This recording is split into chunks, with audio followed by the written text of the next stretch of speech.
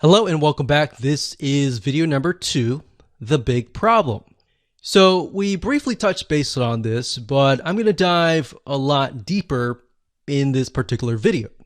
You see, the biggest problem is not getting your site set up to sell, but rather getting your students to consume your course. Here's a big quick fact. Did you know that most students consume less than 10% of a course? So what happens is they buy a course, they're excited about it, but they just don't finish it. So you might have people finishing your course, but let's say out of 100 or even out of 1,000 people, that number actually becomes very, very small. And there's a big reason for that, which we'll touch base in just a second. So the goal here, as you can imagine, is not only to set up your online course onto your WordPress site and set it up so that you can start selling it, but also to get your students excited to go through your course. And here's why. It's a known fact that if you can get your students to consume your course, they're going to want to buy more from you. They're going to feel like, wow, I really enjoyed that course. I want more. So if you put yourself in their shoes and maybe you've bought a course and you just never have finished it, or maybe you have gone through a course and you feel like, wow, I got so much value out of this. I want to see if this person has a different course. So in other words, you feel impacted by that person.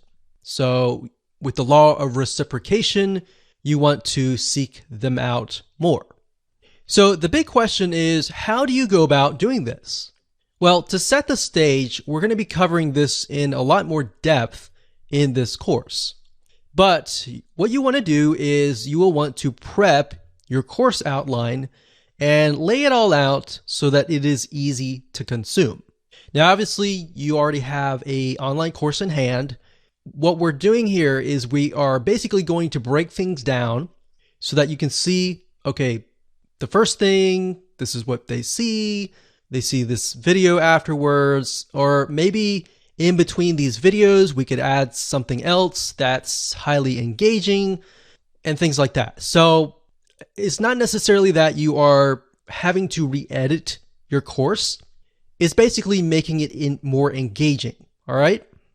And it'll make more sense in just a second. So in other words, you want to make sure that your experience is as easy as possible. You want to add engagement through quizzes, through forums, or a comment section. You also want to gamify, or in other words, make the course fun. So you can go all out. You can even use a system like learnpress.com and integrate it into certain WordPress plugins.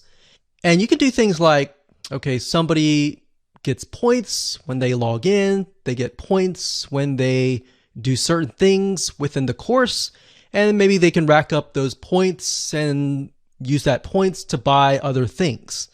So as you can imagine, even as adults, if you gamify things, it increases the chance of somebody actually consuming your course.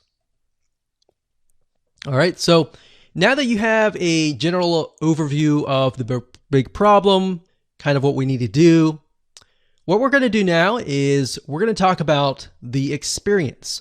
So how can we increase that consumption rate through the experience?